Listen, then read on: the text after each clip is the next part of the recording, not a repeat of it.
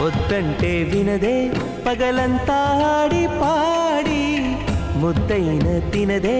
పరిగెత్తే పైడి లేడి చిలకల్లే చెవిలో ఎన్నో సులాడి